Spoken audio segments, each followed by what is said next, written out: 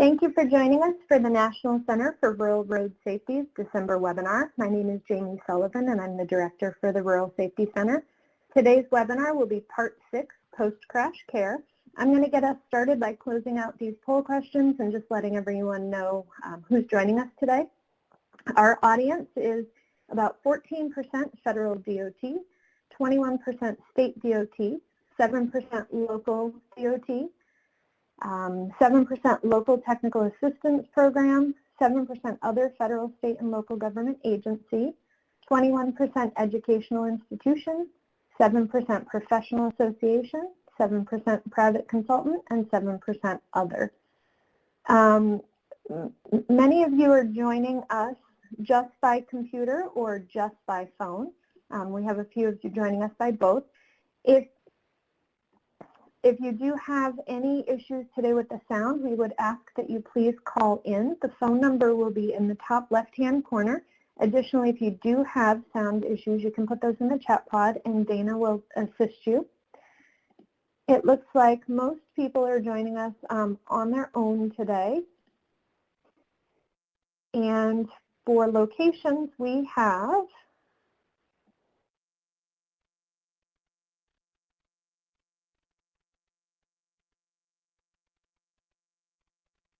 I apologize that my internet has gone out, so I'm not going to be able to tell you the locations for today. Oh, it's back. So we have about 15% from the northeast. We have 40% from the west, 35% from the Midwest, and 10% from the southeast. I'm going to go ahead and move us over to our presentation and go through just a few logistics for you today. Today's presentation, we will have 4 different speakers. Our webinar, as always, will be an hour-and-a-half long. We also have muted everyone for the quality of the recording. It will be archived on our website within the next week. For quality of this recording, we have muted those phone lines. If you are listening on your phone, we would ask that you please mute your computer speakers, otherwise you may hear some feedback. Also, if you would like to maximize the presentation on your screen today for any of the different graphics that we do have, you can press the box that is showing in the upper right-hand corner of your screen right above the PowerPoint. You'll also see that same icon located on the top of the PowerPoint right now. Clicking it once will get rid of all of the information on the left-hand side of your screen and make just the PowerPoint full size.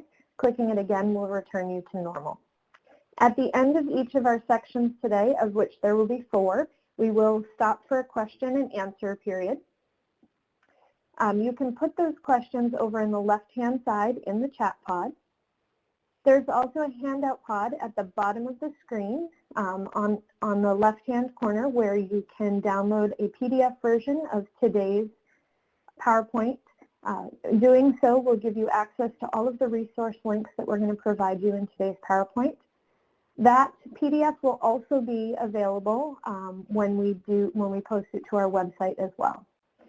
And Dana, I do just want to check and make sure that you can hear me okay. It looks like we have a little bit of chatter going on. No, I can hear you fine. Okay, perfect. Thank you. We'd also like to ask you to please complete the follow-up surveys. There will be 2 of them. The first survey will arrive in your email box as soon as today's webinar is over, and that one is how you will be able to request CEUs or certificates of completion for today's webinar. Additionally, the survey link, in case you do not receive it today because it ends up in your junk box, can be found on this slide in the PDF that you can download in that left-hand corner. The survey will close 2 weeks after the webinar, and you should expect these certificate and CEU forms within 4 to 6 weeks as they're hand-created.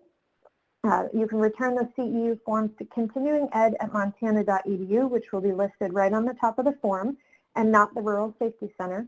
Those are handled by a different department at Montana State University. In addition, if you'd like to see what CEUs you've requested in total for all of our webinars and summits, you can request a verification form from Continuing Ed, and they will provide that to you as well. For today's presenters, as I mentioned, we are extremely lucky to have 4 experts in the field today to talk to us about post-crash care. The first is Gainor. She's the Executive Director for the National Association of State Emergency Medical Services.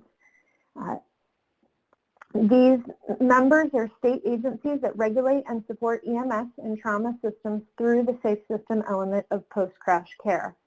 Idaho was her responsibility for 19 years as the chief of the state EMS Bureau, where she fostered a very close working relationship with the Idaho Transportation Department.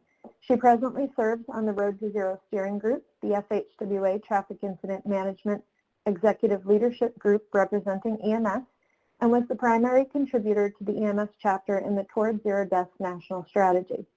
Dia is also a recipient of the NHTSA Administrator's Public Service Award for Outstanding National Leadership in Enhancing the Collaboration among Highway Safety, Public Health, Transportation, and Emergency Medical Services.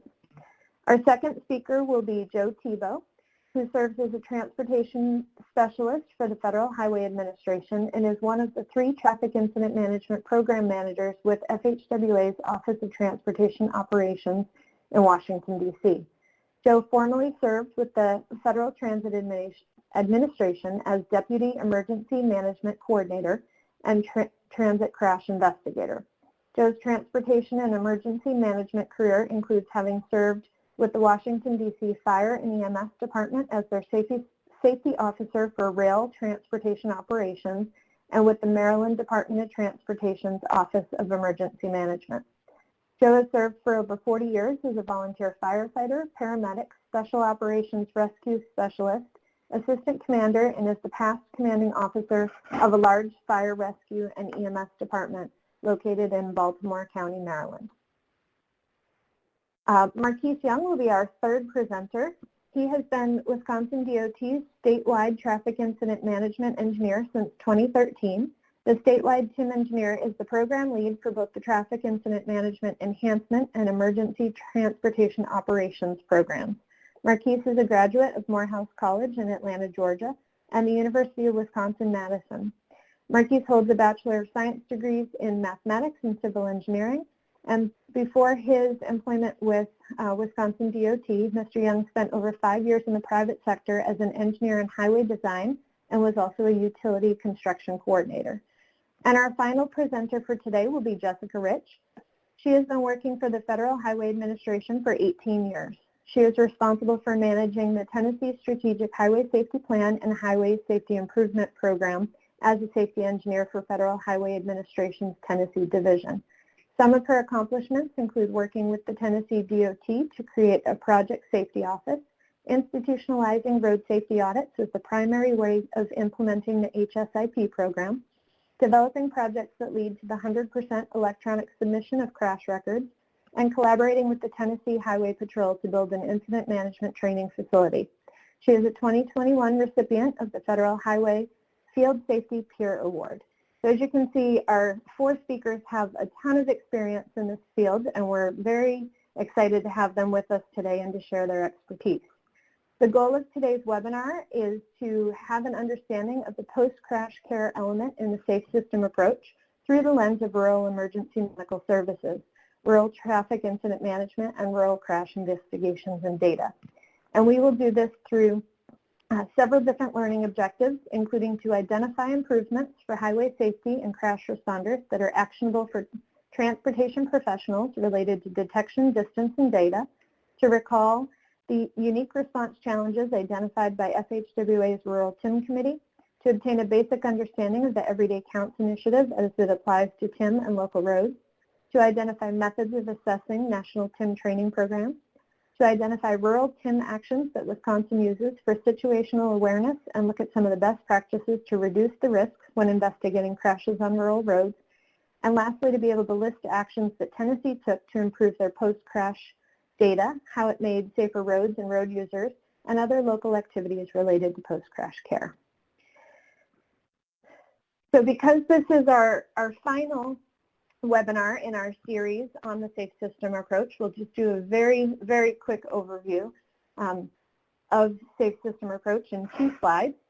So our goal as a country, as a transportation professionals, is 0. We really want to make sure we get to 0 fatalities and serious injuries and make sure that everyone is able to get home at the end of the day.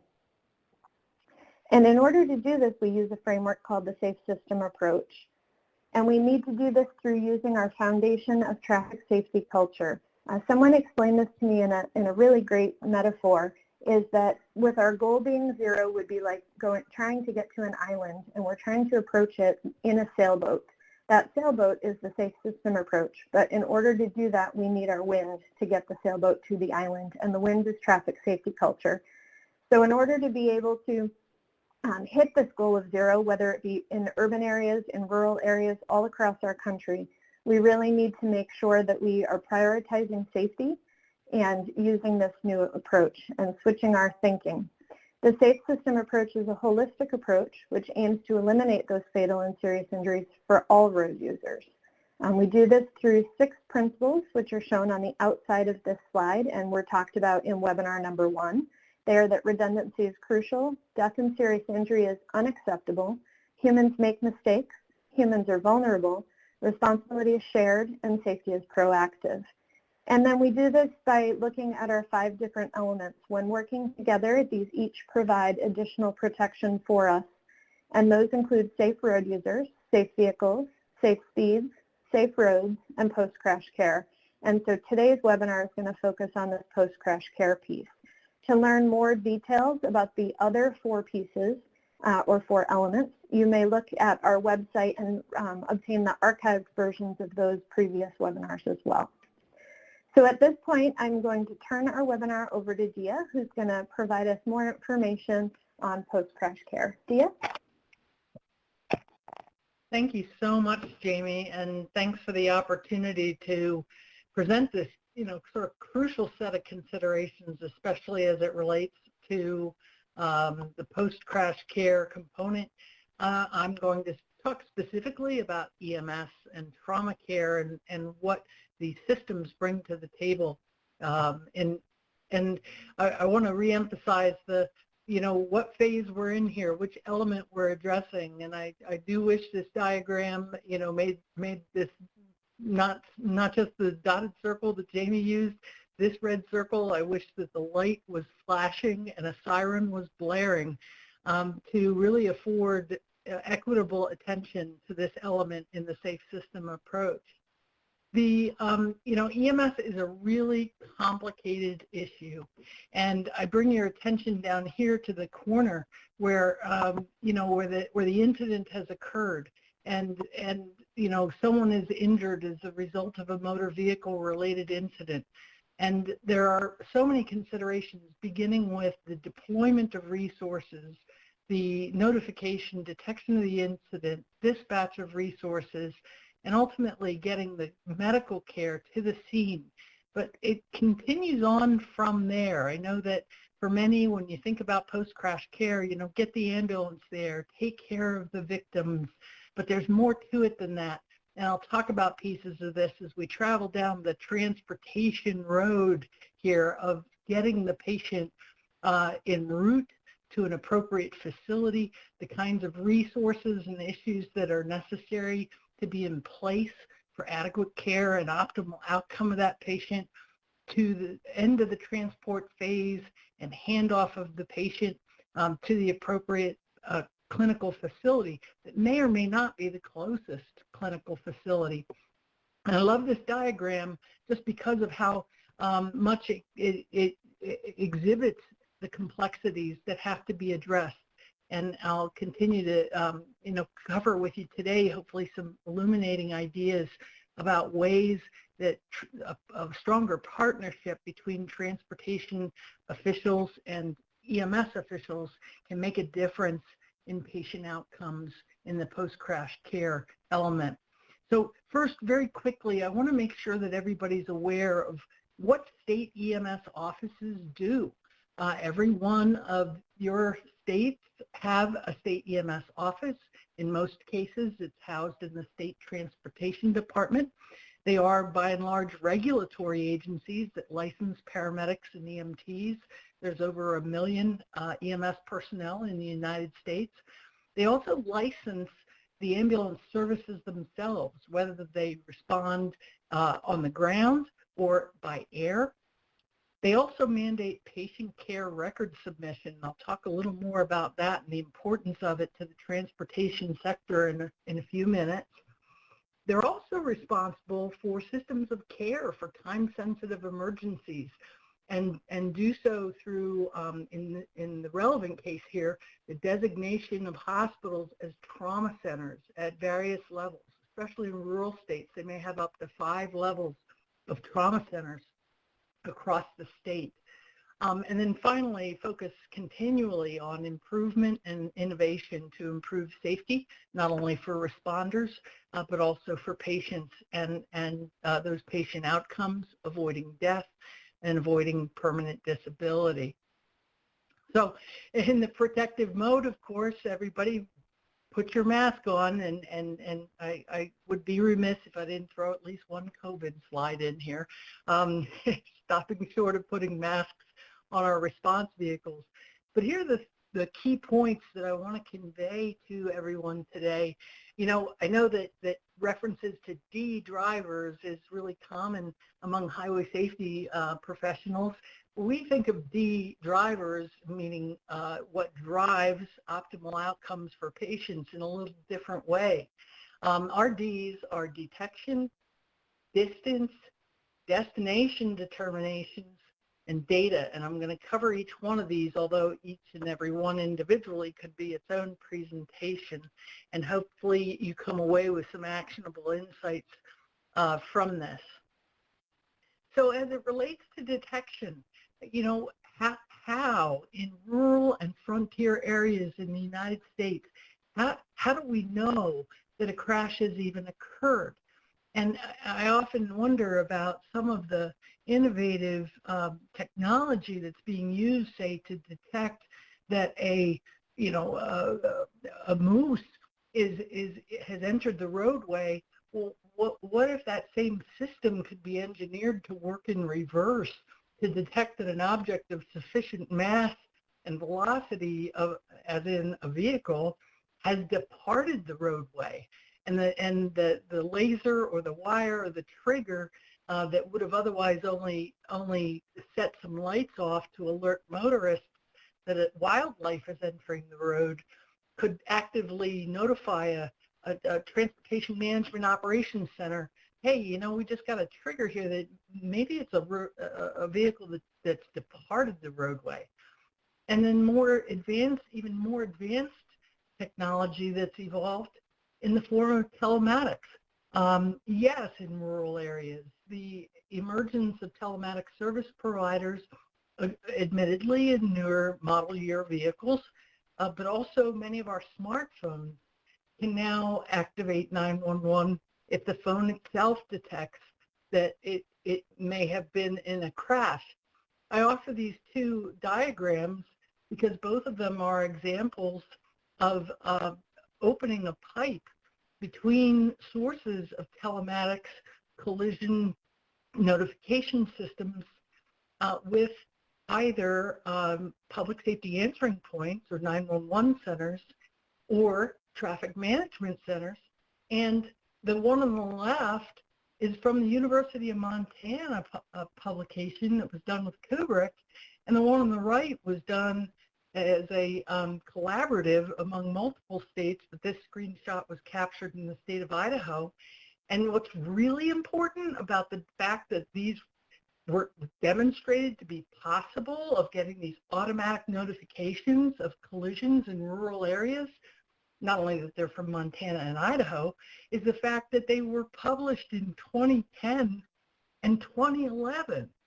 So we've got 10 years of history and road rash of demonstrating that technology and different sources of technology can be connected together, and that this is possible, this is feasible, this is doable in rural areas, and that these luxuries are not limited only to urban areas.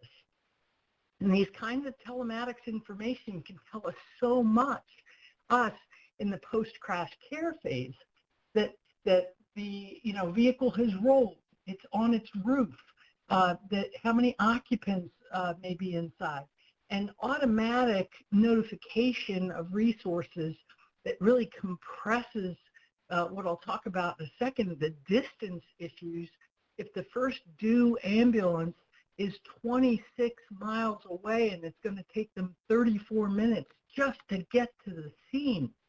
Having indications of the probability of severe injury earlier than arrival at the scene 34 minutes post-crash allows for perhaps automatic launch of air medical services who may be able to arrive at the scene faster than the ground ambulance. Notification of fire and rescue agencies with vehicle extrication capabilities being pre-alerted or automatically dispatched instead of waiting until that rural ambulance service gets to the scene. And more, and equally importantly, I should say, notification of not only the closest hospital, which could be a very small rural hospital with only 10 beds and whose physician is 30 minutes away from that critical access hospital, pre-notification of that hospital as well as trauma centers about the possibility of severely injured victims. These things are all possible now if we connect the dots. To get to the second D in distance issues, you know, how often in rural areas we not only live with, but we expect road compromise from rock slides, from snow, from other events, unanticipated events. And one of the first things that, you know, that may be an assumption and an erroneous assumption is that, well, you know, the ambulance services, they'll know because it's their community. Well, they certainly may know if it's their first due response area, right? If it's where the ambulance service covers, this is where they go all the time. They're residents of that community. They know about these closures and how long they're expected to last.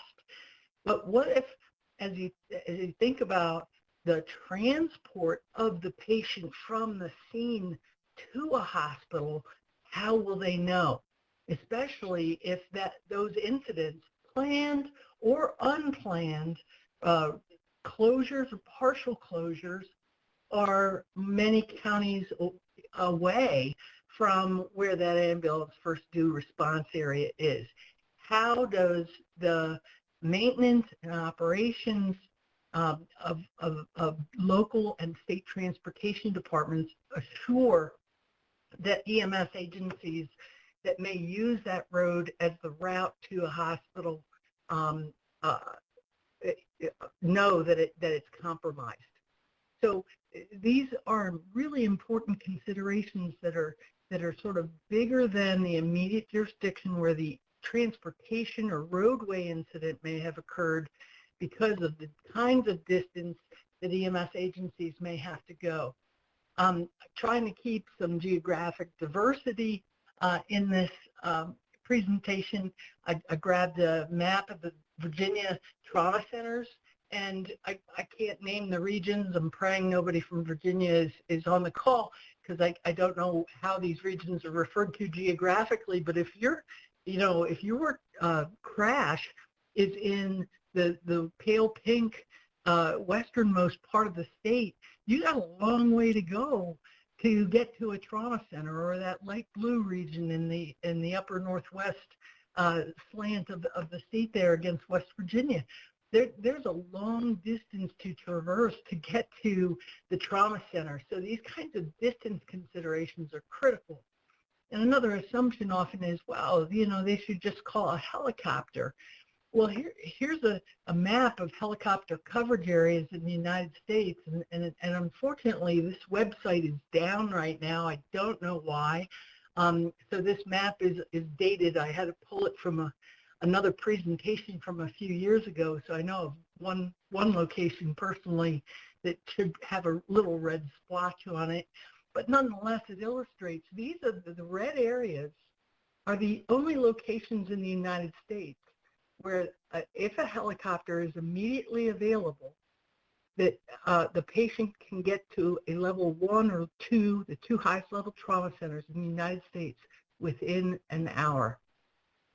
So in the white portions of this map, even if a helicopter is immediately available, if the severe crash occurs and an individual is seriously injured, they are more than an hour away by helicopter from a trauma center. Does anyone want to wonder why there's a rural death disparity? It's very clear through post-crash care eyes. And again, using another example to get back to the both ground and air kinds of considerations and tying that in with roadway availability and weather and detours or other compromise to the roadway system. In poor little Florence, Alabama, there in northwestern Alabama, a severe car crash occurs. The EMS personnel there have 5 different options as far as trauma centers, or if it affects that patient, burn centers, pediatric trauma centers versus adult trauma centers. There are many transportation choices that have to get made. Should we take this child, up to Memphis or down to Birmingham? Well, I don't know. It depends on the roads, and if roadway compromise is an issue, then the question of the availability of a helicopter comes into play. But you see the complexity of the transportation, the patient transportation decision-making that is in the face of the EMS crew, the EMS personnel, and the decision-making, the complexity of the decision-making that they have to make, again, as a transportation issue. I mentioned that data is also one of our D drivers, and what you see on the screen is real data. So to orient you to this really important information that's available at the state level through the state EMS office, but also quite likely at the local level for those of you who work in a region or a district or a specific community. Left to right, this is calendar years. So the axis across the bottom is the week of the year, the first week of the year, the first week of January leftmost, and then moving through the year to the right. The green line is 2019, pre-pandemic. This shows the percent of all EMS responses that were for motor vehicle crashes. 2019, pre-pandemic is the green line. The red line is 2020, and as you can see, at about the 8th week into the year, or the end of February, right before the pandemic declaration and emergency declarations were made by the World Health Organization and then the United States, the precipitous drop in the number of motor vehicle crashes occurred as individuals were staying home, not driving, and then over time on that red line, veering back to normal and then above normal levels. So all of those in the transportation and highway safety industry saying, man, there's more crashes now during the pandemic than there were before. The EMS data bears that out. The purple line is 2021, and notice that we're within 2 weeks of now, and the ability to display that data using the patient care records that ambulance crews fill out and submit to their state EMS office. And what's really important to share is the fact that I'll go into some of the details of how this patient care report system works, may give you very valuable insights into the motor vehicle related crash problem in your jurisdiction. It's using the National EMS Information System, or nemsys.org. And the importance of this system is its widespread use throughout the United States. It's based on a universal data dictionary. It has a common XML language, and what that means is that software vendors can all write to the same standard, and so the system is brand agnostic. Everybody doesn't have to use the same software. State EMS offices many of them mandate the submission of those patient care reports. They've got greater authority over those ambulance services than, say, maybe an Office of Highway Safety has over law enforcement offices. Today, 75% of all records nationwide are in the National Repository within 8 days. There are already 43 million response records in the data set for calendar year 2020 already, and there's an average of 1 million records coming in from across the United States per week for calendar year 2021 alone. When the next version of NEMSIS is implemented in your state, when that paramedic or EMT finishes their patient care record after the crash, after they've taken the patient to the hospital, their record will be in the state EMS office and the national database within 7 minutes of when they close their record after they transport the patient to the hospital. So if you're looking for more contemporary information about the crash problem in your jurisdiction, you may want to turn to the EMS records, which can provide very valuable insights and clinically based indicators of injury severity for your community. There are 22 states that are using even more dynamic displays of this information. The state of Florida has been generous enough to allow public display of this aggregate information based on their EMS patient care reporting system. And not to go into any of the detail in the upper right-hand corner, but what you see from those charts and graphs is the opportunity to break all those motor vehicle crashes down by gender, by age, by time of day, by day of week. In the orange and red bars in the upper left corner are indications of injury severity. The top 2 bars are based on using law enforcement crash records only. The bottom 2 incorporate the EMS clinical information about the patients. So those longer orange bars and the little green tips you see at the end are based on the patient's vital signs, level of consciousness, and other clinical information that the EMTs and paramedics enter in those records.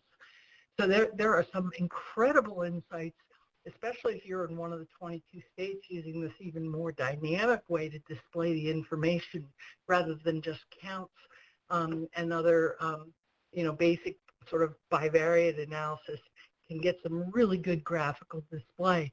And again, imagine as soon as your state migrates to version 3.5 of this system, which is, it's a 2-year-long process, those records will be available within 7 minutes of the crew completing their record after the incident occurs. So think about your state EMS office. Think about the value and utility of looking at crashes through the eyes of the post-crash care, medical care providers. It may yield insights far beyond what's available to you today.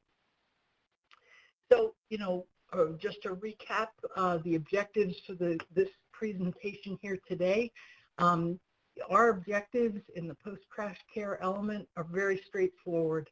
How can we exploit information or exploit systems that can provide for instant detection and transmission of information, especially probability of severe injury about incidents?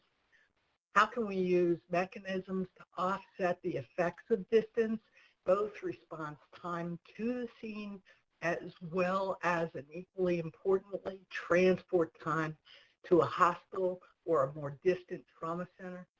How can dynamic route selection be made available to EMS agencies, not only for, where am I going to transport, but how, ground versus helicopter, and hospital destinations. And then finally, an appeal to you, and my email address will be in the materials and on the next slide. If you need to find the right person in your state EMS office, that's the state EMS data manager, to touch base and identify this information for your state or your jurisdiction, I'm happy to help you make that connection. So I'll conclude there. I certainly hope that everyone has an opportunity to think hard about this and identify the ways to make the post-crash care element in your jurisdiction, in your state, as strong as possible through a better partnership with EMS. Thanks. Thank you so much, Dia. And so now we're going to take any questions you may have for Dia. You can put those over on the left-hand side in the chat pod. While we're doing that, I'm going to quickly move us over to a poll question for our audience. Our first question is, which of the following are improvements you can make related to detection, distance, and data for post-crash care?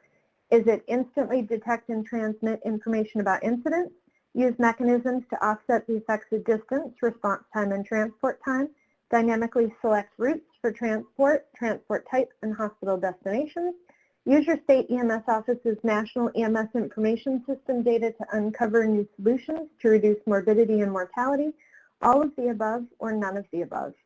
Additionally, we have a challenge question which we'll ask for every section of today's webinar. So our one for this section is, what is one action item you'd consider implementing in your jurisdiction based on the information you just heard? We challenge you to write that down at your desk so that you remember after the webinar, but we'd also love to see them if you'd be willing to share it in the open-ended poll question there. And it does look like in the chat pod as well, while everyone's filling out that question, that Rob Stowski was nice enough to put in a link for a new trauma map that does, however, it does not have regional distances in it, but he put a link into the chat pod for everyone for their use. So Dia, at this point, I have ended the poll question, broadcast the results for you so that you can address that, please.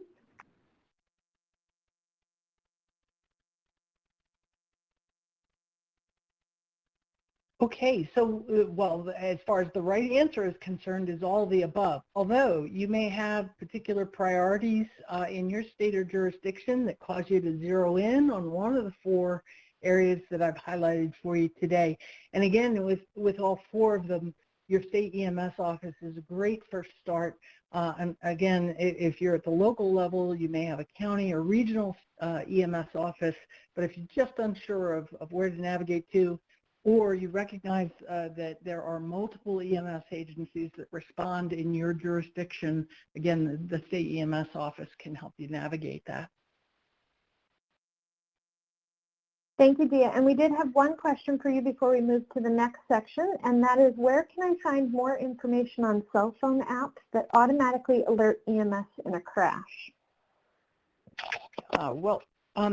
One simple way is kind of you can start with your own or your preferred vehicle manufacturer. Ford and other major manufacturers in the United States back it into your phone from the car.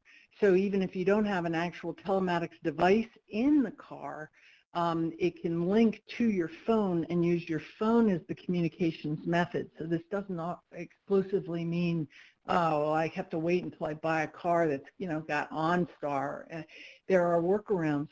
There are other proprietary programs. SOS Smart App is one that comes to mind. Cambridge is working mobile telematics. Has a crash detector system. There are actually multiple device apps out there that none of which I would say are endorsed, if you will, by our association. Obviously, I'll make that disclaimer. But this is an emerging area of technology that's an understandable, predictable, and appropriate use of your phone as an alternative to a vehicle-based telematics system. Thank you very much, Dia, and thank you again for your presentation. I think we all learned a lot more about EMS data and how we can incorporate that, and that was captured in a lot of what people said they were going to take away from this presentation and work on in their own agencies. Next, we're going to switch a little bit to traffic incident management, and Joe is going to talk to us a little bit about the Federal Highway Information Program. So, Joe? Hey, Jamie, thank you for the invite. Greetings, everyone, from a rather chilly Baltimore, Maryland. I see.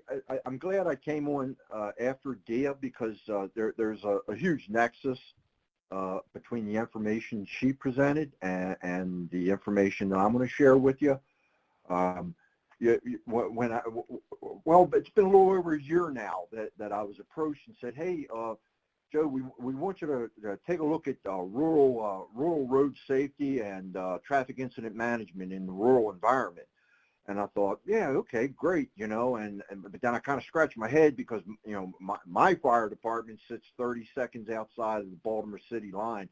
So I'm not the guy for commenting on the rural aspects, and little did I know, I thought I knew something, and then I was quite surprised as we moved along. So some of the things, we formed this committee and we formed this project to take a look at traffic incident management in the rural and remote environments. And in doing that, one of the first things we recognized is we needed some subject matter experts from the rural and remote environments.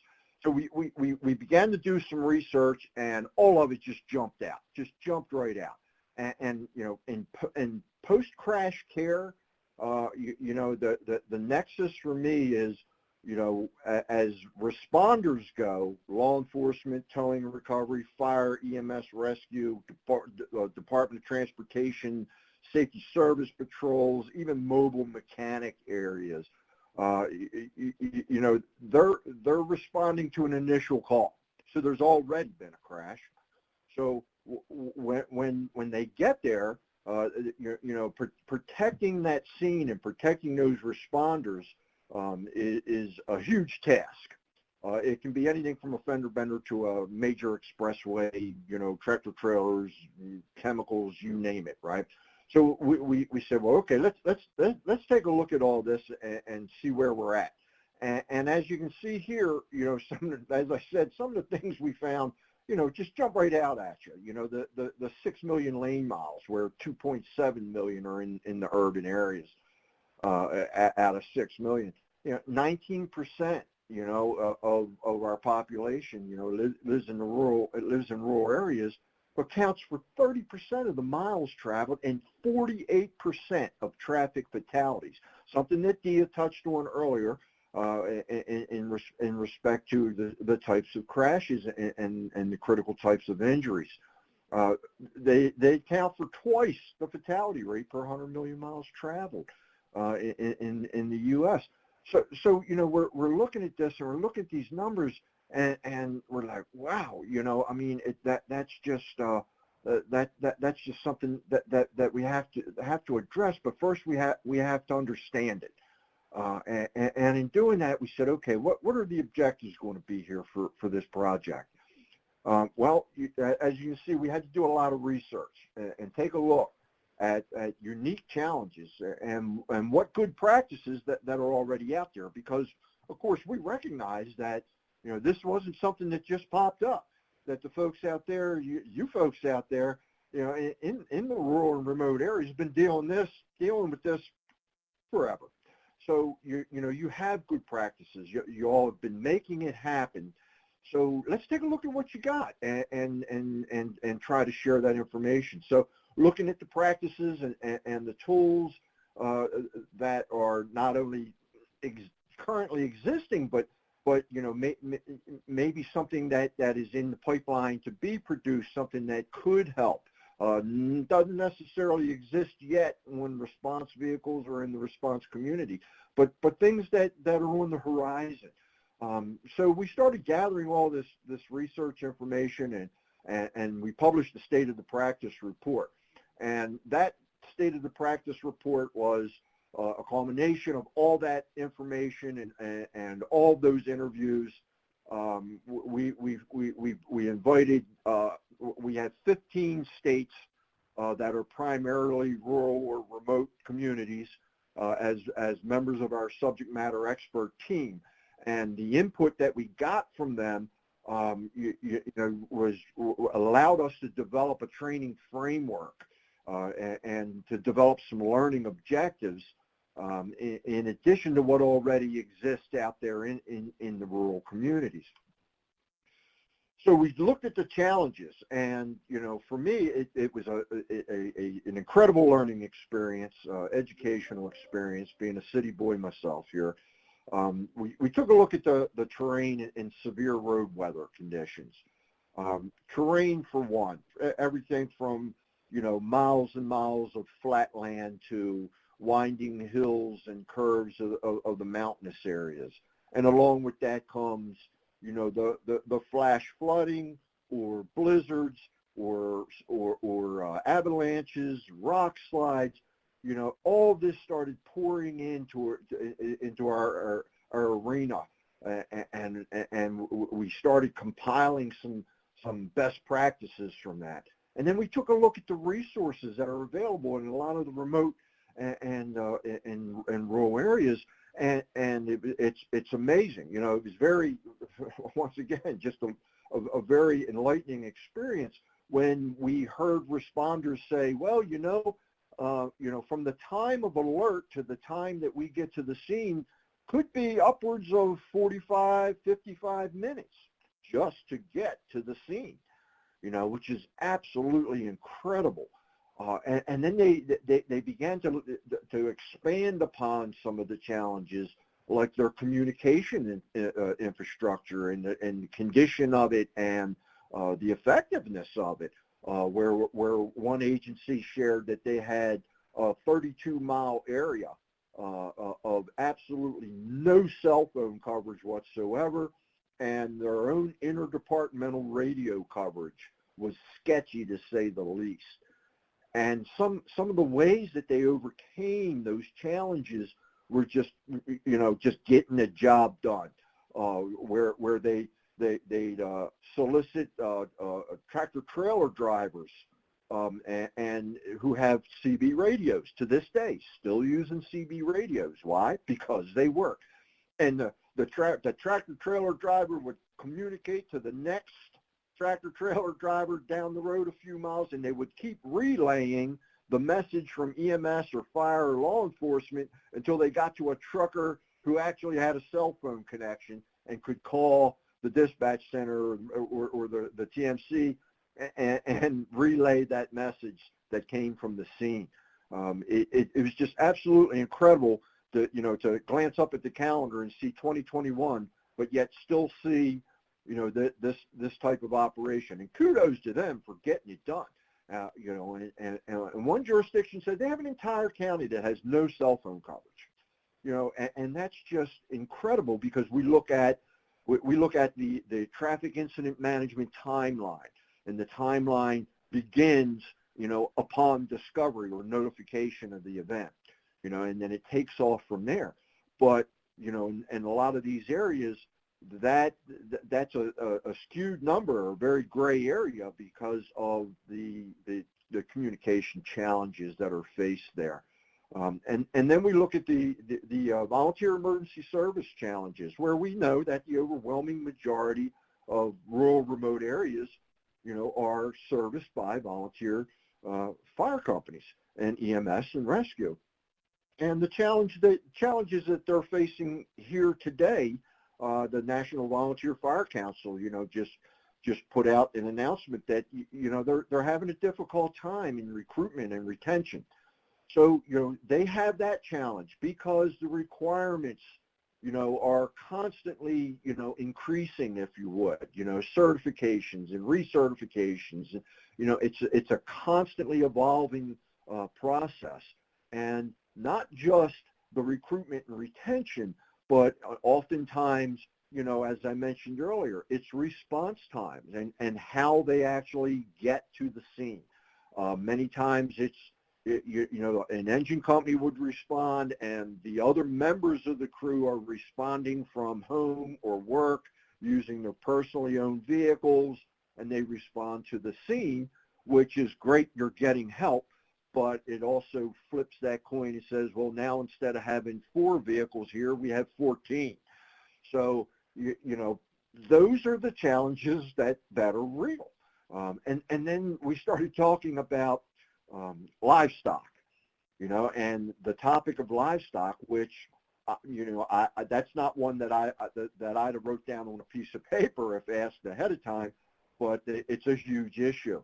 And either a crash involving a vehicle hauling livestock or a crash involving livestock that's free range, that moves onto a roadway and is struck.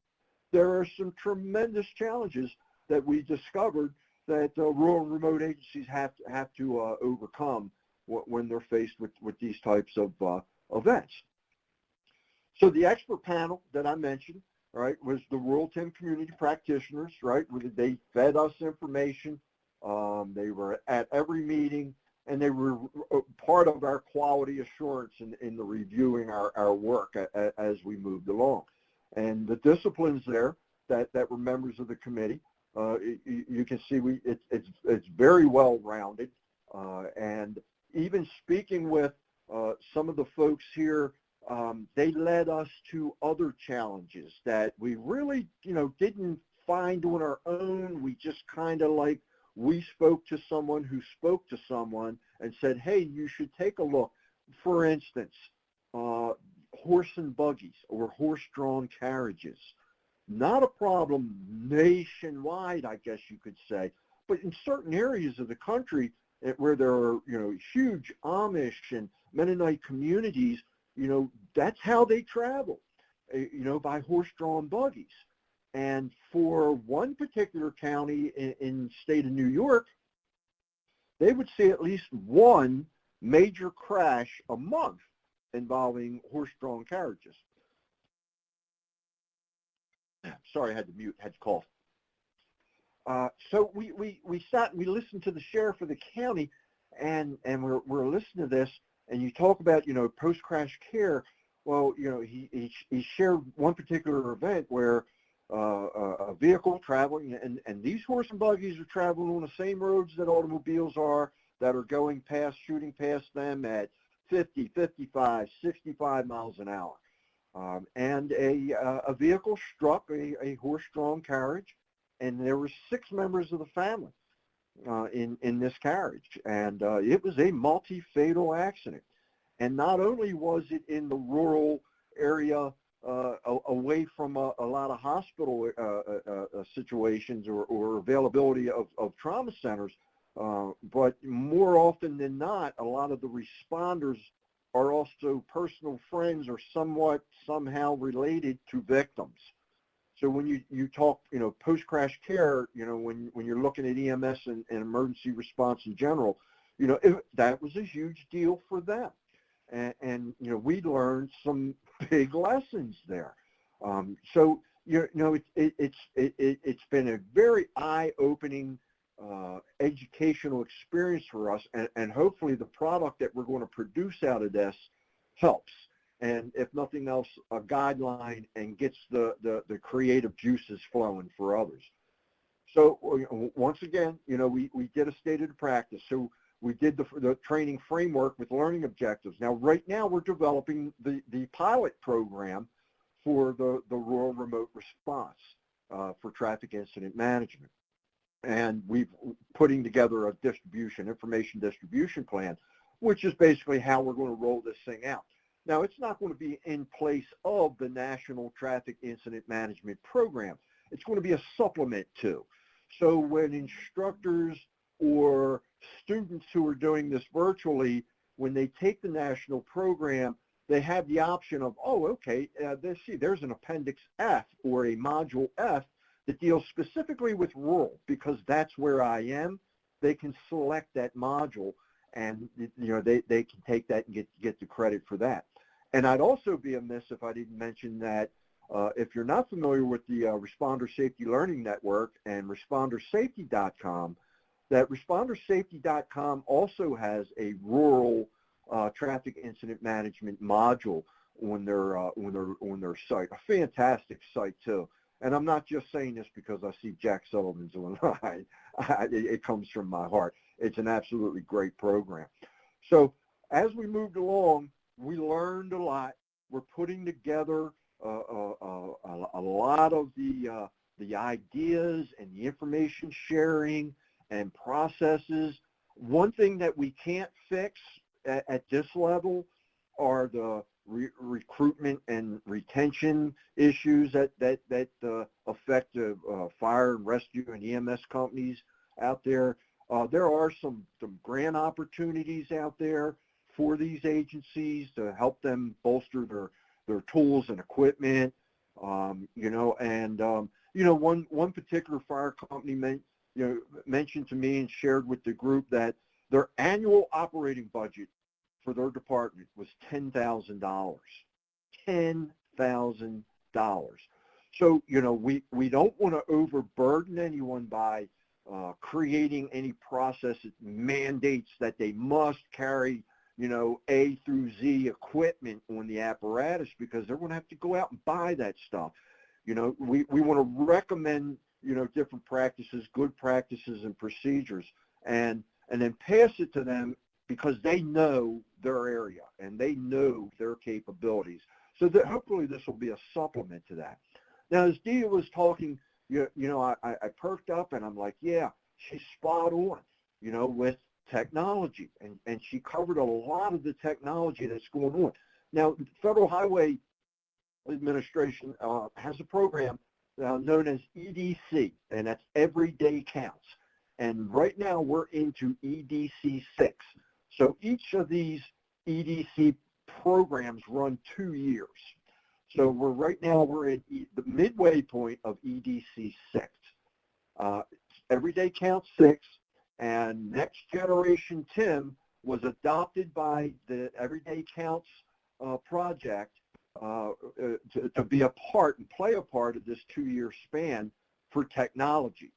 And the very first item you see there is that we're expanding the TIM programs to all roadways, including local roads.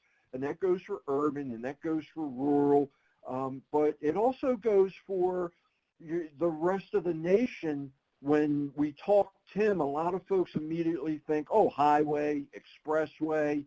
Yeah, we don't have any of those in our area, so we don't need that. But no, traffic incident management is so flexible, so scalable, that you not only can use it on those highways and byways, but take it off onto the arterials, the back roads, the community roads, and it works. Traffic incident management protects the responders and even protects the victims and the patients of the initial crash. So some of the things in Next Gen TIM that we launched were responder training, and that's, safety. That's the top priority, is responder training. So it's not only, we had to adjust for COVID, right? But we were kind of ahead of that curve because traffic incident management training program is available virtually. It's online. You can get it. I'll share the web addresses with you. They're later in my slides.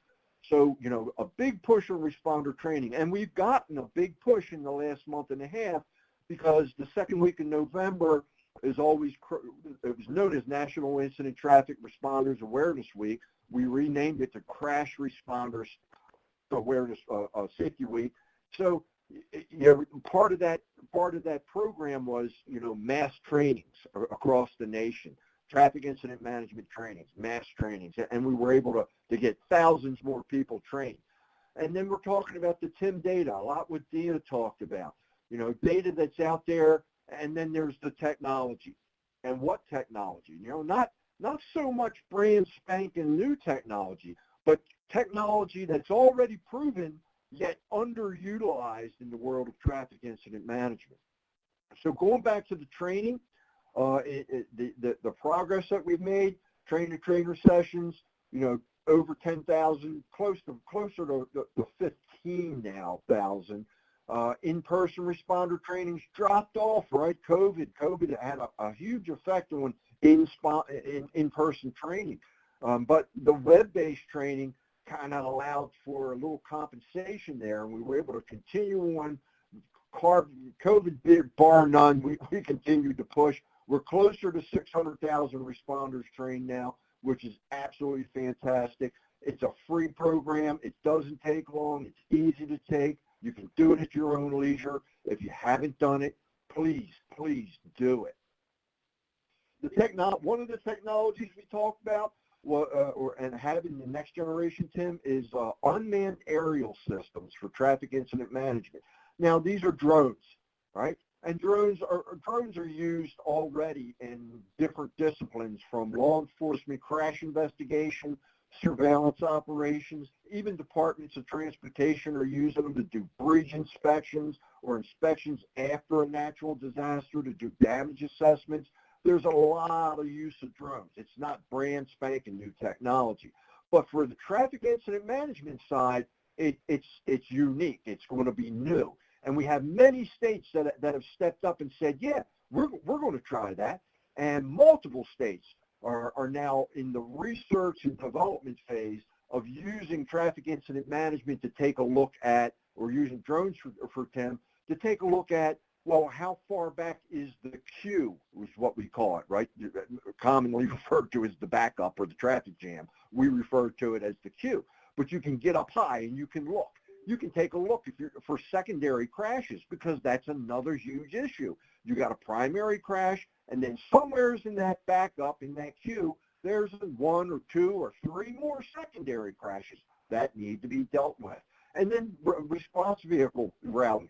You know, you can take a look up there and say, you know, engine 4, if you're coming northbound on I-350, you take an alternate route, it's a parking lot. You're not going to make it. So, you know, there's a multitude of uses for UAS, and it's in its infancy in TIM, but it's not in its infancy in response in general.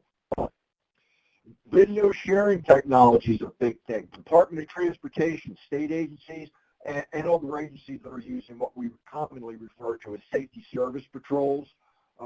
The pictures that you see here from Maryland's chart vehicles, right? It's their safety service patrols, where they have pan, zoom, tilt, live stream video cameras mounted right on their vehicles that feed that right back to the Traffic Management Service Center. And in turn, the TMC can also share what they're seeing with response vehicles en route.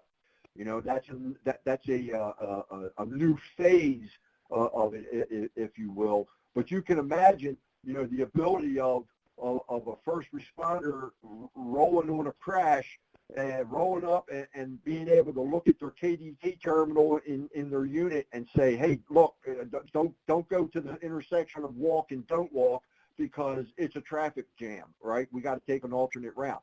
So, you know, video sharing is just a tremendous plus in analyzing the crash scene, along with immediate damage assessment for DOTs. So, you know, while they're sitting there, you know, doing their traffic incident management and setting up their protection, you know, the TMC can look and say, well, that looks like about 25 feet of guardrail ripped up. Let's get a repair order started for that. So, you know, there's a multitude of uses for it. But the safety service patrols, more and more and more of them are utilizing this technology. Responder to vehicle alert systems, another great technology. We don't promote any one particular. There's several of them out there, from, you know, Waze to Haas to Icone.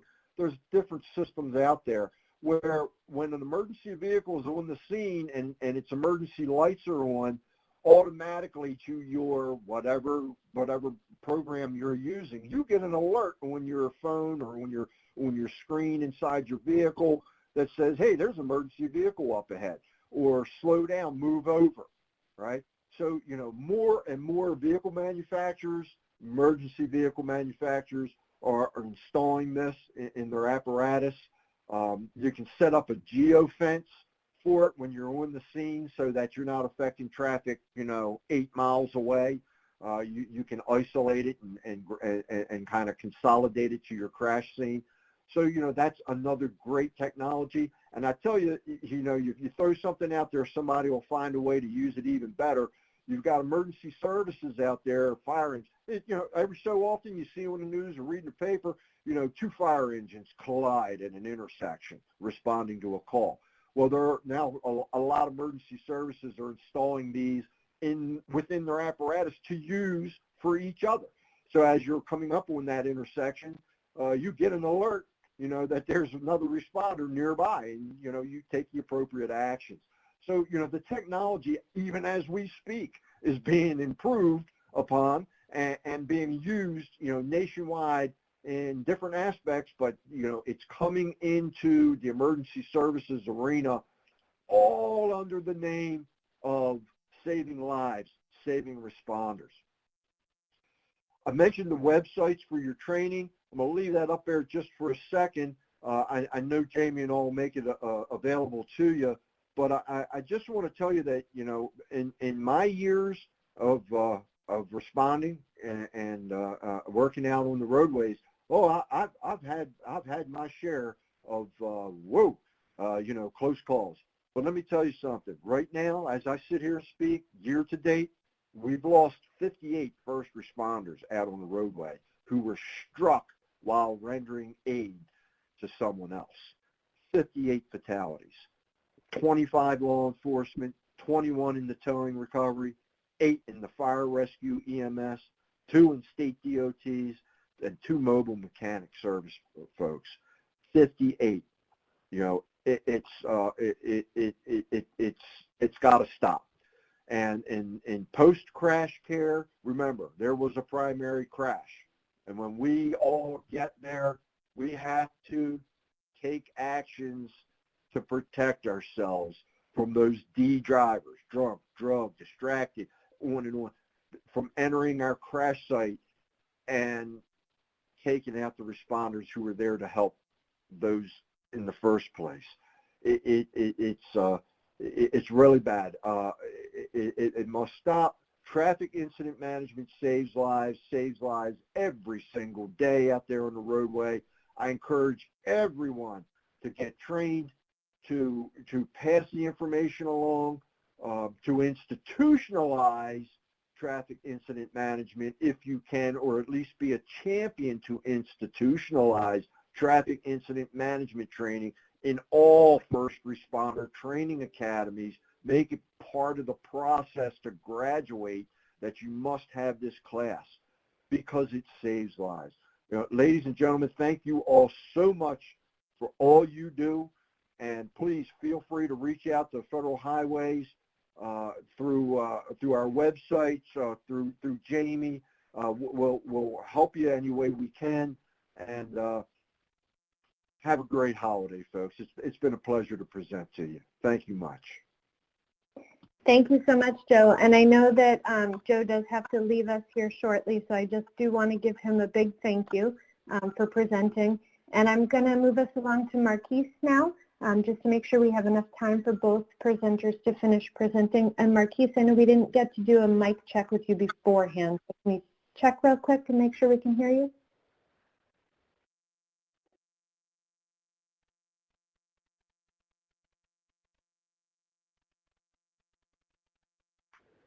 All right. Looks like your phone line might be open now. Do you want to check again? Try again, Marquis?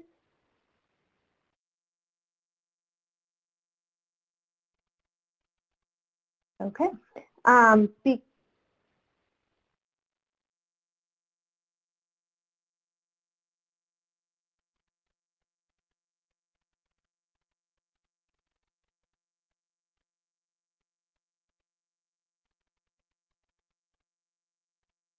am going to go ahead and move us to Jessica while we attempt to get Marquis unmuted, and then we'll go back to Marquis again afterwards. So Dana, if you could work with him to get him unmuted, please. And Jessica, we're going to move along to Tennessee and hear how you guys have improved your post-crash data. All right. Thank you very much. Good afternoon, everyone. Again, my name is Jessica Rich, and I am calling from Nashville, Tennessee, home of the Tennessee Titans, which will be relevant to this discussion. And my presentation is about post-crash care activities in Tennessee. And so before I begin, let me check just to make sure. Okay. I'm sorry if that doesn't come up, but I will just read it. But before, to start my presentation, I'm going to talk about post-crash care and why it's relevant to crash data. So when I was researching my presentation, I found a booklet that the WHO, the World Health Organization, put together in 2016 on the post-crash response. So you can go and Google it and read it for yourself. It's nice, light reading. And they say in this publication that post-crash care is an important part of the safe road system, and in the event of a crash, effective post-crash care involving emergency treatment and trauma care and rehabilitation can help reduce the risk of death and serious injuries. And then digging down a little bit deeper into the booklet, I was trying to make sure that what I had to say was going to be relevant to this conversation. So they had this list of legislative actions, and when you see the second row there about crash investigation, a lot of times, you know, as an engineer, we're trying to make sure that we have accurate crash data whenever we are diagnosing safety issues on our roads. So data reporting, data sharing, ensuring accurate reporting of injuries and outcomes, and records maintenance are very important things. But before we can do any of that, we have to make sure our systems are right and in place. So the outcomes of my presentation are to talk about data improvement activities in Tennessee, as well as other activities related to post-crash care. And then I'm also going to talk about some local post-crash care activities that have been happening most recently in Tennessee. So once upon a time, before I came to Tennessee, or when I came to Tennessee in 2005, our crash records were in a state of disarray. Law enforcement agencies had a lot of paper crash records. They would arrive in boxes, and they would arrive like 2 and 3 years after the fact. And so we had a significant backlog of accessing crash data. There was a 25% electronic submission. And that was a metric that I had to report all the time. I would get asked that multiple times a year. Location identification. When we would try to find where the crashes were located, they would end up in places like Walmart parking lots in the middle of Mississippi. Again, I'm in Tennessee, so that didn't help us much. And then, too, we didn't have a central repository to be able to access the crash data for our projects. I'm trying to, is there a way to make this full screen? You know what? I think I'm doing it now. Okay. So, small line of activities. From 2000 to 2021, we made a lot of different data improvements in Tennessee. The first of those data improvements was to develop the Tennessee Roadway Information Management System, and this is also known as TRIMS.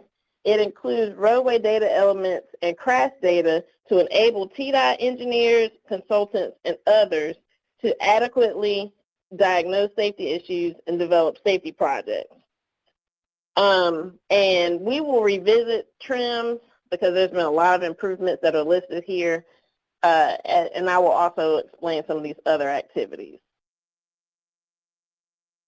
In November of 2004, Tennessee developed our first strategic highway safety plan, and improving crash data was one of those emphasis areas that was important to all of our stakeholders. In the first plan, we called it Improved Decision-Making Process and Information Systems, and then in 2015, when we updated the plan before this previous time, we changed it to Improving Crash Data. And so this was our hallmark plan that would help us to make crash data more timely, accurate, complete, uniform, integrated, and accessible. Another thing that helped us was we had traffic records assessments. NHTSA gives traffic records assessments every 5 years. And so a lot of the activities that they would recommend in those assessments, those were things that we did to improve our crash data. Moving on to November of 2005. November is a significant month But in November 2005, the Tennessee Department of Transportation created the Road Safety Audit Program, and this program was used to identify safety improvements and implement the Highway Safety Improvement Program. It is a 100% data-driven program, and the most significant criteria is that crashes that involve a fatal or serious injury that exceed the statewide average for that type of facility is one of the reigning criteria for if you get to have a road safety audit on that roadway. TDOT receives about 30 requests every month. They can come from the public, local stakeholders, politicians, members of the regional traffic staff in Tennessee or headquarters. Additionally, they will also get inquiries from if there's an incident on a roadway and it involves a fatality or serious injury, they will go and look to see if it is eligible for a road safety audit review. The Tennessee Integrated Traffic Analysis Network, also known as Titan, again, I told y'all it would come back up, is the central repository for crash records in Tennessee. Titan is a software that law enforcement officers can use to electronically submit crash data and manage the crash data and retrieve that crash data for when they need it. And it's a free software to all law enforcement. We spent a significant amount of time trying to get all law enforcement agencies, local and state, to use Titan. We had a time trying to convince some of the major law enforcement or the bigger law enforcement agencies to use Titan. They wanted to use their own system, but what we did was we made sure that the Excel schema matched up with the Titan system so that they could still be able to access those records. Other significant improvements to Titan include adding Mapit to the system. And so when we talked about how we would have crashes in Walmart parking lots in Mississippi, this software was added to Titan to improve location identification of crashes, and it also enables law enforcement to give accurate locations of the crash for the crash report so that when engineers are looking for it, they're able to access it. In January of 2015, it became a law for all law enforcement agencies to electronically submit their crash records. So we are 100% electronic transfer crash data state, and now we are able to get our crash records more real time. Additionally, in 2015, the TRIMS database was able to start transferring those crashes from Titan into TRIMS. So now our engineers are able to access the information real time. When we do crash reports, we're using the most recent crash data from the last 3 years. We're not having to use crash data from 2016 to 2018. The Tennessee Department of Safety and Homeland Security also developed a predictive analytics system, and they use that to know where to put law enforcement using historical data, including weather, crashes, events. If there is a liquor store nearby, they use all of that information to know where to place their law enforcement for different things. And then in 2021, which is this year, the Tennessee Department of Safety and Homeland Security is currently updating the Titan database to be web-based. So they're able to, it's not a software on your computer anymore. You're able to go online. You will soon be able to go online and access the information.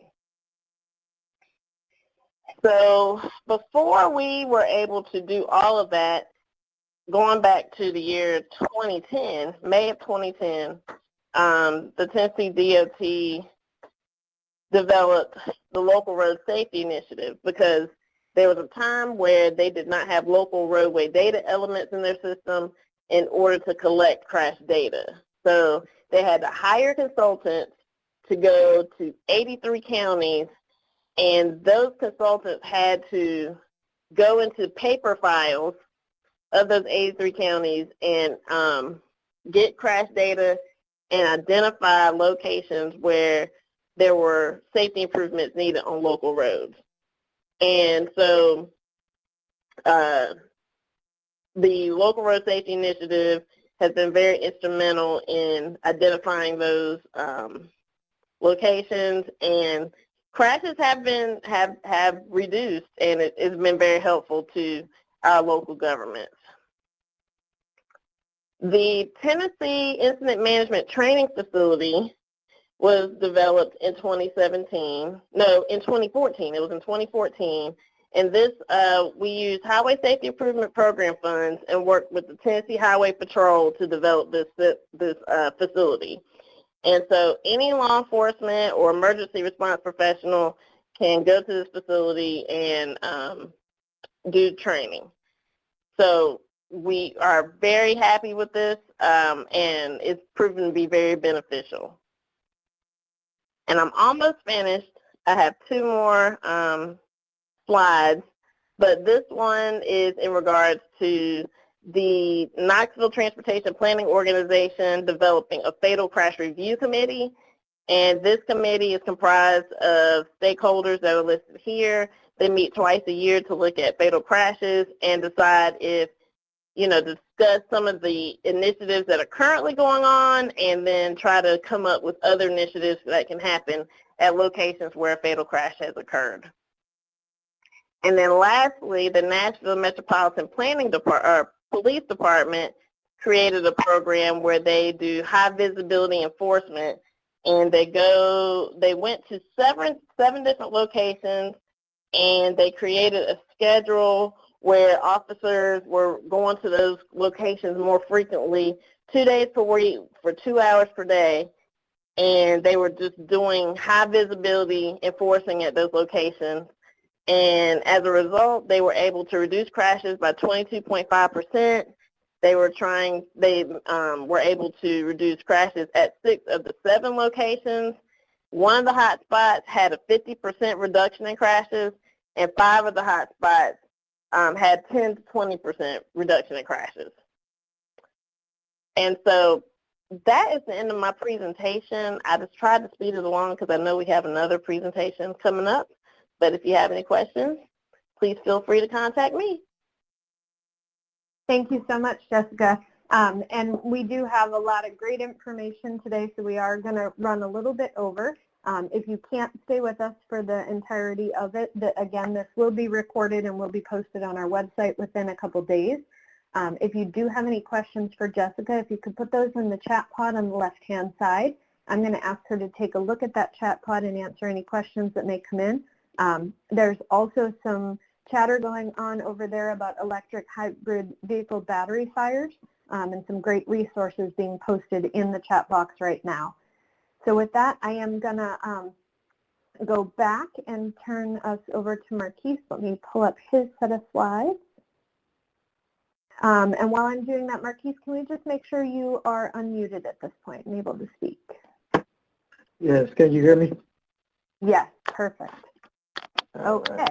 I'll share your slides and you're all set. All right, well, thank you, Jamie, and thank you for this opportunity, and to all the other presenters and to the staff. So I'm Marquis Sean with the Wisconsin Department of Transportation, and over the years, as we have conducted the TIM training and have done research and talked with rural responders, there's a question I want to throw out to everyone, that would these 2 incidents be handled the same? And so when you look at a 6-lane divided highway with an overturned semi-truck, and then when you have this larger truck off that ran off the roadway, nearly hit that post mailbox, would these two incidents be handled the same?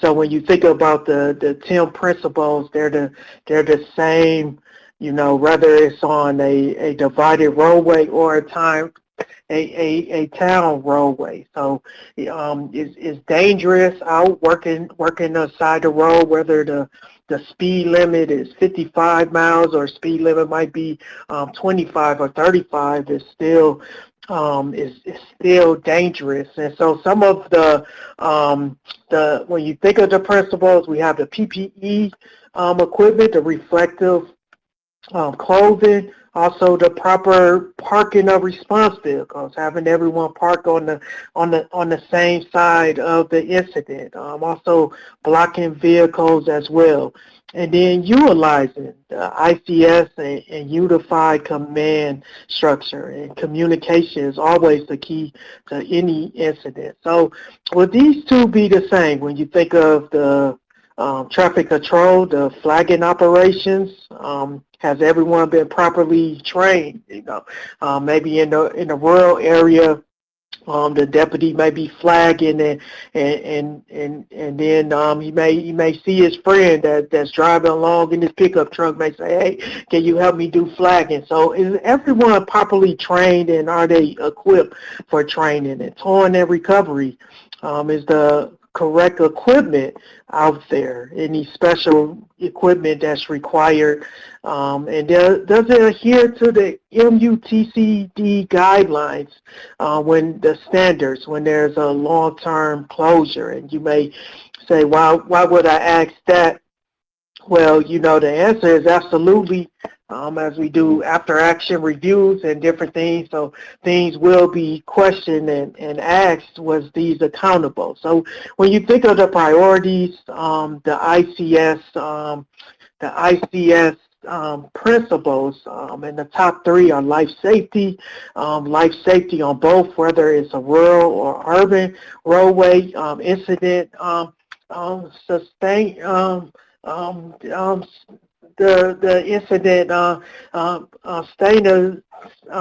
and I'm tripped up on this word, but is it stabilization of the incident, and that's also then the protection of property and the environment. So both are those three critical components of the ICS component. So when you look at the number of lanes, whether it's 2 lanes or 6 lanes, limited work area, or working very close to live traffic, limited site and geographic, or greater volume traffic. And as Joe Tebo gave us that the amount of miles for rural, 6 million and 2.7 miles for urban. And you look at most parts of the different states. I know in Wisconsin, we're majority of rural highway here. And so response time, usually it's generally longer. It may be shorter, as Dia talked about that, about hospitals and different agencies. It may be in the middle of nowhere, so it may be generally longer. And also the availability of responders, generally limited. It may just be one deputy on call, maybe just a couple of people at the fire station, the volunteer fire station.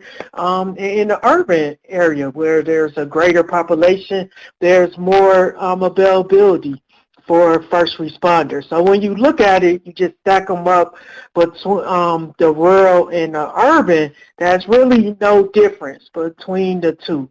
And so let's look at a couple of factors that consider when performing a TIM in a rural environment. And these are some things to consider: the incident location. What's the posted speed? And like I said, maybe in the rural it may be a lower speed, but it's still dangerous as the struck bys and those fatalities are happening. That those are, so what's the actual speed of the traffic, and then limited sight distance. Things to consider. curves, the hills, the woods, those different things to consider. And then also the number of lanes. What type of roadway do you have? Is it a 4-lane divided? Is it 2-lane roads? What's the width of the pavement? Is it just 11-foot pavement? Is it a work zone? Is it construction there? So those are other factors with the TIM. And the geographic, looking at of the roadway, so the hills, the curves, the limited sight distance, and one of the things that's critical when you do have those challenges of hills and curves and limited sight distance is the emergency signs.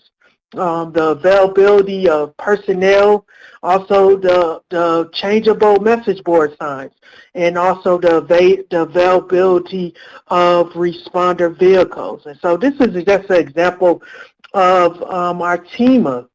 And so as you see that pink sign down at the bottom and that's what you want to get advanced notice. You want to have the emergency signs. You want to have it well in advance before that hill, before that curve, anything before, because you don't want to leave it in the hands of, as they talked about, the D drivers. You don't want to leave it in the hands of the D drivers. So you want to leave a advance notice and give a lot of head time to react to whatever, if there's a change in lanes, if it's a setup, change the channel of the traffic. So you want to leave a lot of time, and those early warning signs gives a great heads up. And so traffic control, like I said, training and practice,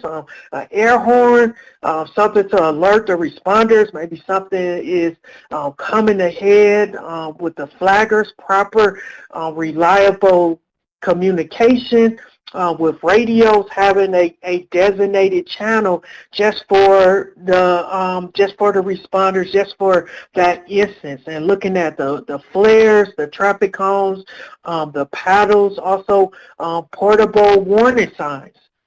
Some agencies have the portable warning signs that they can deploy to alert of safety. And again, and this is just an example of a team of with the advanced signing, and also with the blocking vehicles, and also all the vehicles are on the same side. And in the rural areas, sometimes some may respond that's on call from their work truck or just from their personal vehicle, to have all of that downstream and off to the side, so it's not causing any type of distraction to the incident scene.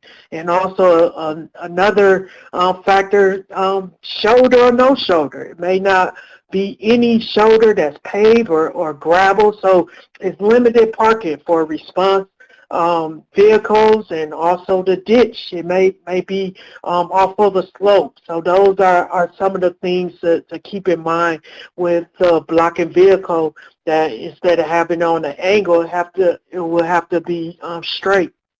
And then we talked about this, the sight lines, that getting that advanced early warning sign-in events. And then also in the rural areas, the street lights. There's no lights out there, so it's either poor or it's no lighting out there, and that's something to keep in mind as well.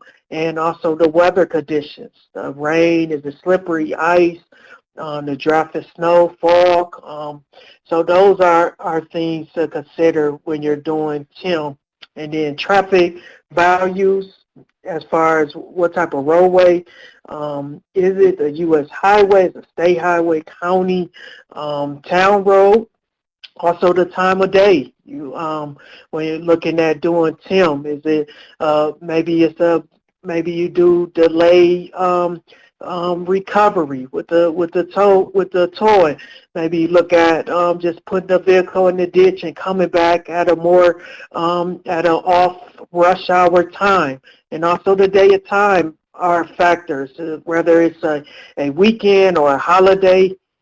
and also the availability of the alternate routes. And in the rural areas, they are very limited, and also the alternate routes are very long. With going the direct route that you would have in the urban area, and also as stated about the delayed recovery as well. And so what type of roadway, what type of use of the roadway, for what type of vehicles are being used for the roadway is also plays a critical factor as well. Also the response time, where how long will it take for responders to get there? What's the distance of the incident? Are there weather conditions, the time of day, available responders, some with the volunteer firefighters, some they work on their day job. So what's some things that may be some factors, and also availability of specialized equipment, and also taking pictures, sending pictures to the tow operators are critical, and also can save a lot of time and equipment as well, making sure the correct equipment is being dispatched to the scene, and have the hazmat mitigation, the heavy wrecker, the rotator. Do we have the right, the right equipment to pretty much to clear up this incident?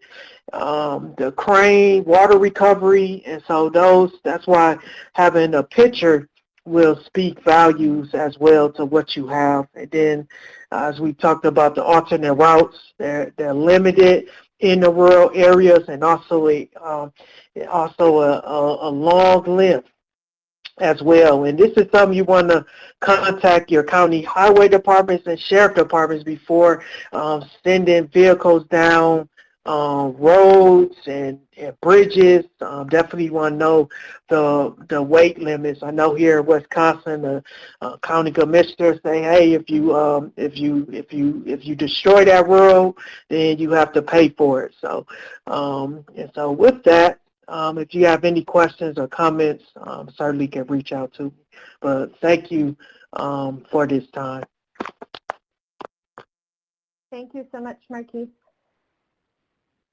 And I know that we are over by just a few minutes, so I'm going to go ahead and get us wrapped up. I really do appreciate our audience for staying with us, and I appreciate all of our speakers for today's webinar. They have shared a lot of expertise with post-crash care and with traffic incident management.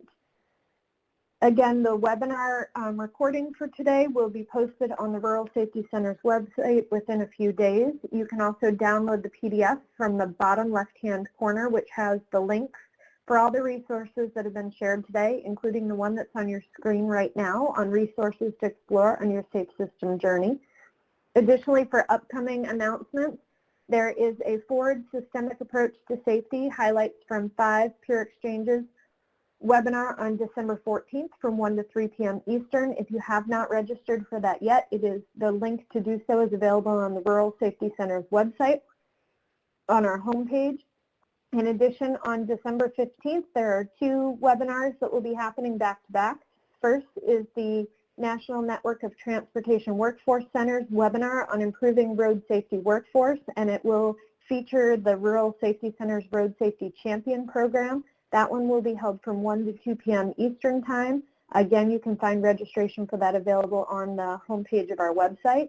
And following that at 2 p.m. Eastern is the Road to Zero's webinar on partnering with law enforcement and traffic safety. And the address to register for that one can be seen on your screen right now and is also available in that PDF if you download it on the left-hand side. Additionally, I just want to make sure that you're aware that the 2022 Road to Zero Community Traffic Safety Grants are open now. They do close at the beginning of January, and they did just recently have a briefing webinar on those grants, and you can find the archived version of that on the Road to Zero's website as well. So one more time, I do just want to thank all 4 of our speakers. I know I learned a lot today. I hope that our audience has also learned how to incorporate the post-crash care element for rural areas. And so thank you one more time to Dia, Joe, Marquis, and Jessica We do appreciate you guys sharing your expertise with us today.